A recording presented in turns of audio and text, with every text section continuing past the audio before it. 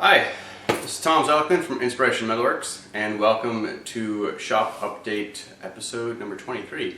Today is Friday, July 3rd, and doing a special update this week.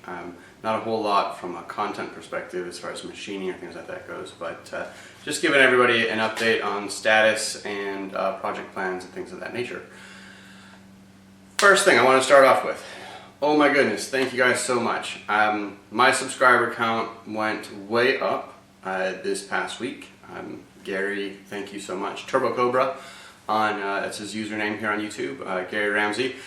You may have seen us, and we've been working together on the last three videos that I did, the series of videos that I did with Gary and Ramsey Customs. And we'll be doing a little bit more with Gary in the future, but I wanted to say thank you because I know for a fact that a good number of my new subscribers came across me through his channel, and so thank you guys, I appreciate it. Not to say that I don't appreciate all of my subscribers, which I do. We hit 400 this week, which just amazes me that there's 400 people that even occasionally want to watch what I have to say. So thank you all very much. It means a lot to me. You guys give me some great comments, some great feedback. I learn from doing this as much as I actually put out for everyone. So it's been a great experience. And I wanted to say, start off this episode with a huge thank you and a round of applause, which we'll see if I can get some sound effects in there or not. All right, let's see how it works. Anyways, moving along with the shop. As most of you know, we've been, this past couple of months have been a whirlwind. Actually, if you look at the last year, it's been a whirlwind. We went from outgrowing the shop space here in the garage and renting space out to losing the lease and trying to move everything back into the shop here. I just had back surgery. It was 3 weeks ago on Wednesday, so just a couple of days ago, marks 3 weeks. And I'm standing. Hey guys. But it's been a crazy 6 months or a year or so, and watching the business itself rapidly pick up, and then almost having to put everything on hold because of my back. And right now I can't lift more than 10 pounds. Not allowed to. Doesn't mean I don't always, maybe 11 pounds, right? But anyways, I'm actually being real careful with this one because it's your back, and when you have spinal reconstructive surgery like I had, we don't want to mess that up and do it again. So I'll try and put a couple pictures up here just so you guys can see what it looks like. I've been posting some of these pictures to social media. I do have a Facebook page and Instagram and Twitter and all that good stuff, Google+. So if you can't find me outside of here, you're not trying. That's all I gotta say. The shop itself, though, one of the benefits of having moved out and back in is it's different than when you have that organic growth. And I know many of you who work in home shops and even in production shops will have run into this. You start out with a certain number, a certain amount of equipment, and you slowly start adding to that equipment and upgrading, and where's this going to fit and where's that going to fit. And what I found was that I was just shoving stuff wherever I could put it, right? And there wasn't a real flow to how the shop worked. Additionally, I'd gotten to spend a bit more time in some production shops in that time frame as well to see how they do things, and I've had a lot of good recommendations from people on shop layout to make sure that from material handling to the flow of parts from operation to operation, and even just the accountability of where your equipment is, right? And where it goes. I've had it's been a good year for me on that side, right? So in moving back into the home shop, I did things a little different. I kind of went old school on it, and so let's take a look at how I did the layout and how things are going, and then we'll do a little bit of a reality check. So let's shift the camera around and let's take a look. So I went old school on doing the layout here, and what I mean by that is I got out some graph paper, and when it was time, when I knew that I really did have to move back in here, I went ahead and I started taking measurements of everything that I had.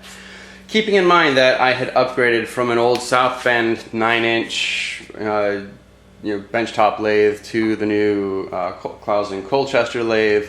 I had upgraded much of my equipment. I had added a lot of equipment, and so I needed to figure out where everything was going to fit and how I could do it, and if it was even feasible to do. But I didn't have a choice in the matter.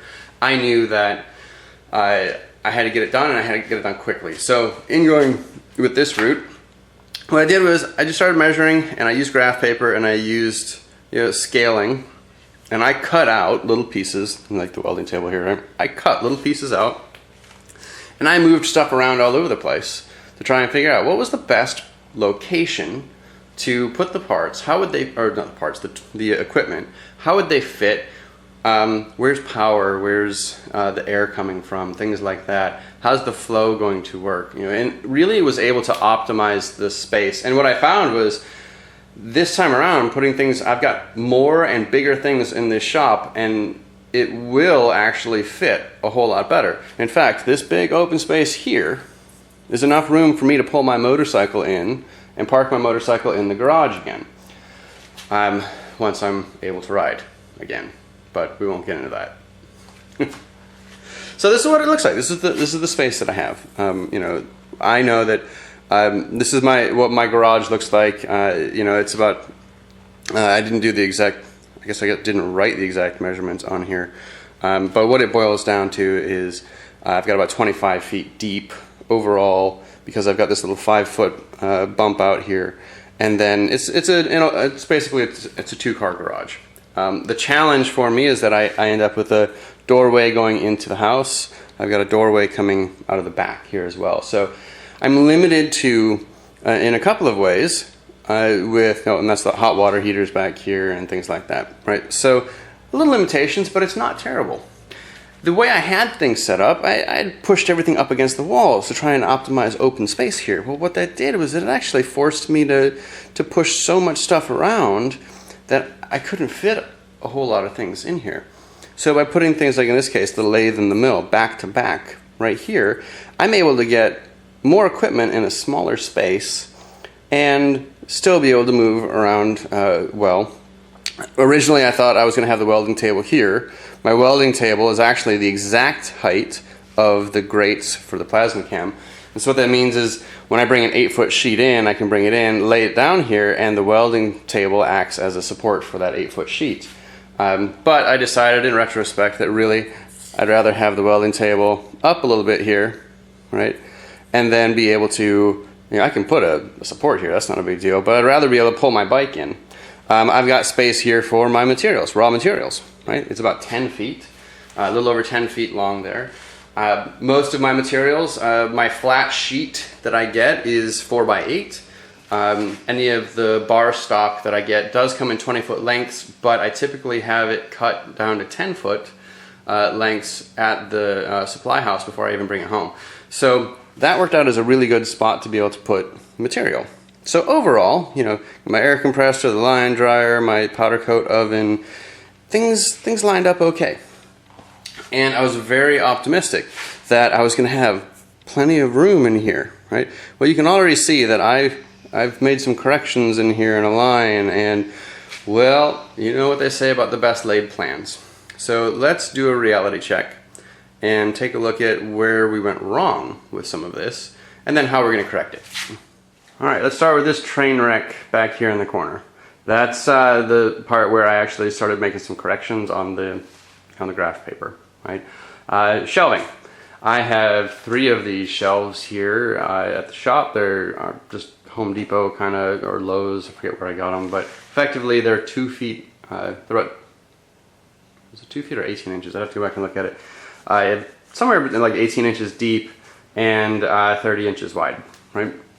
When I did my measurements, I measured for 2 of them because one of those shelves was actually sitting outside. I had been using it out back, and it was not accounted for. And so as we were bringing things in, it got set up in here, and we just threw a bunch of stuff up because we were in a rush, right? And frankly, these shelves need to be organized, sorted, cleaned, and one of those shelving units will actually go away again. Frankly, it just was one of those things where we needed floor space and everything just got shoved in wherever it could be put. So that was the first mistake made. So measure twice, cut once, or move once, right? And move once is important when it comes to equipment. And let's see, if we had 30 inches off of our drawing here, what does that mean for the equipment, the mill, and the lathe? So, cascading error. Let's take a look at that. Okay, not the greatest angle. I just don't feel like opening the garage door right now. It's a little rainy today, and frankly, this will work for right now.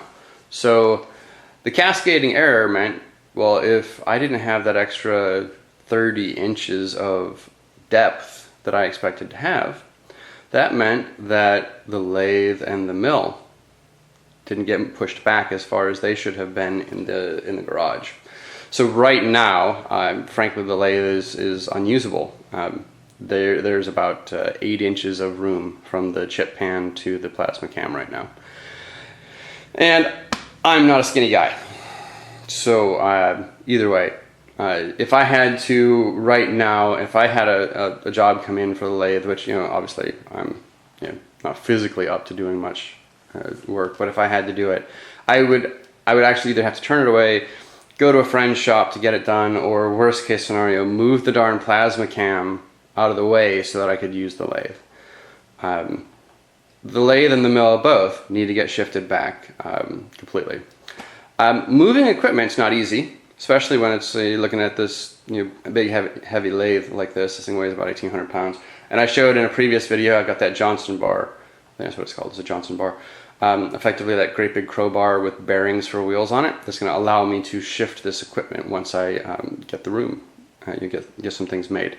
But again, with any of this kind of work, stuff happens, right? Well, let's go take a look at the mill. Alrighty, we're about at the reverse angle at this point, and so if you look closely at the mill, what do you notice? Come on, machinists. Most of you should be twitching like crazy right now. I know it's freaking me out. This is not about having your feet not leveled properly. The stand that comes with this mill, let's pan down a little bit, sorry, move the camera. I had to show this angle first.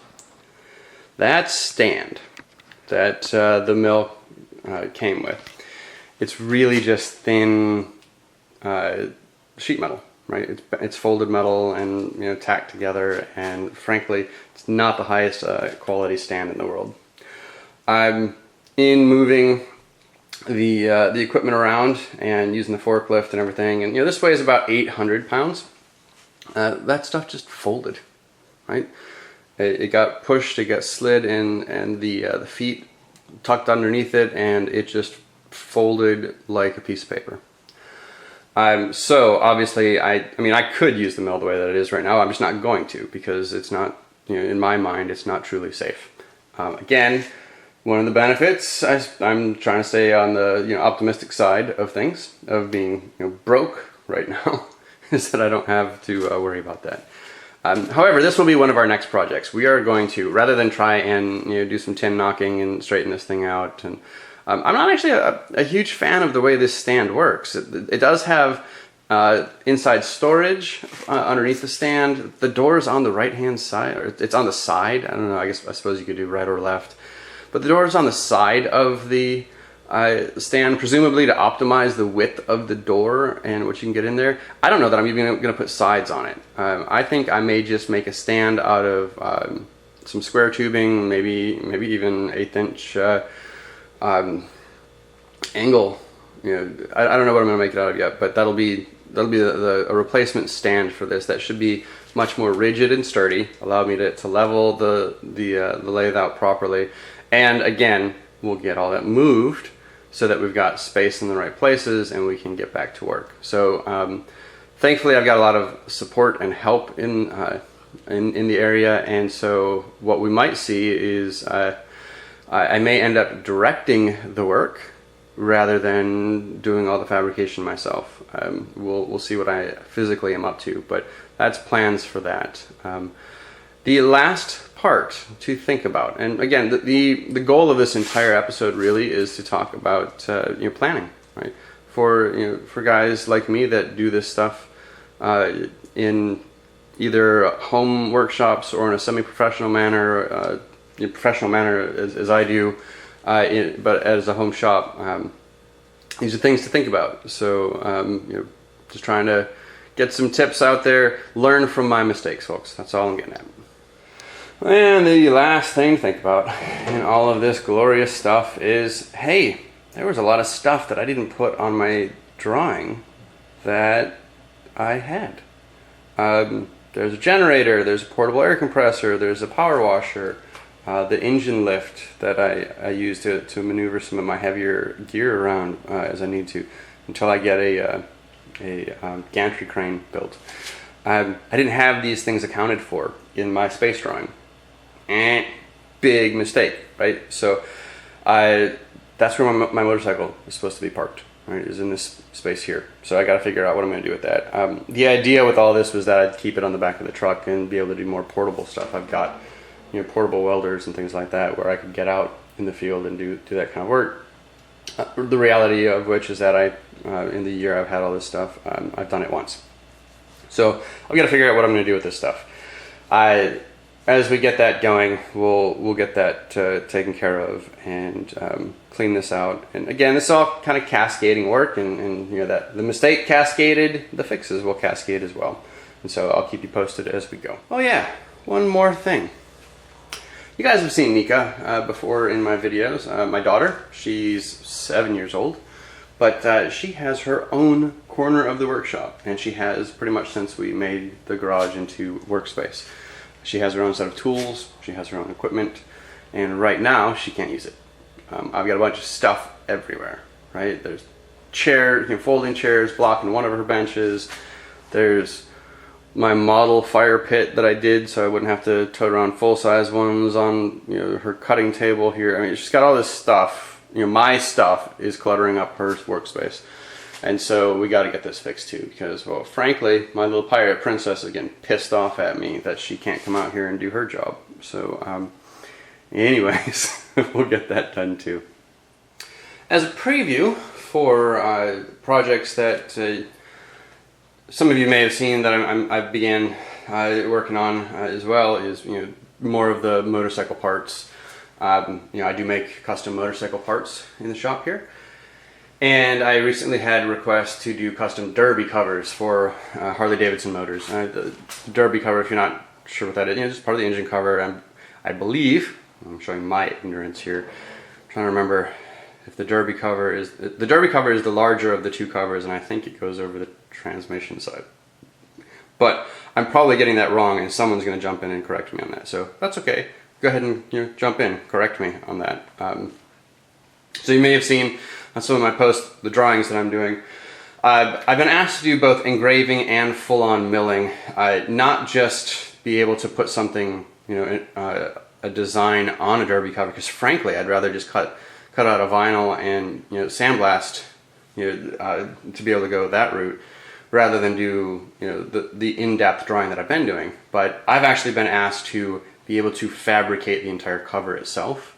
To make changes to the shapes and designs and things of that nature, not just be able to project a design onto the top and do some engraving to it. So while I think I've got that part of it covered already, I've been reverse engineering the derby cover, which leads me to some tool purchases or some requests. If anybody's got I don't know if you guys saw, I posted on social media my granite surface plate that I used, i.e. the island in the kitchen, and I need to get some measuring tools as well. So if you guys have extras, let me know. I'm perfectly willing to buy them. My wife was just thrilled with using some of the stuff that we did this week to try and get some measurements. But yeah, that'll be another project to come as well. I'll keep you posted on that. That may be just a totally separate series that I put out on the motorcycle parts. With that, let's wrap this up. Thank you guys once again for subscribing. If you don't subscribe and you like what you saw today, please do. I appreciate all the thumbs up, the shares, comments that people give. Again, I'm not trying to make myself out to be this all-knowing expert. We all have different ways of doing things, and that's the beauty of this community, is that we're able to share what we know and what we have found as best practices with one another to improve all of our craft and keep that craft going. Thanks again for watching. Thanks again for subscribing. Again, I can't believe we hit 400 subscribers this week, but really, that's something special. And this 4th of July, as we celebrate our country's independence, I just want you to take a moment to think about what that really means to you. I know not all of my subscribers are here in the United States, and so bear with me on this one for a little bit. But democracies and freedoms, the things that we take for granted here, not everyone has. I've traveled around the world quite a bit, both in the military and as a civilian, and it really opens your eyes. So take a minute when you're out there celebrating, doing what you're doing over the weekend, to think about what it really means to have that choice and have that freedom to do those things. Treat each other with respect. Just because you have the freedom to say whatever is on your mind doesn't mean you shouldn't respect someone who doesn't agree with you, and vice versa. I'm off my soapbox. Thank you all very much, and I will see you again shortly. Bye.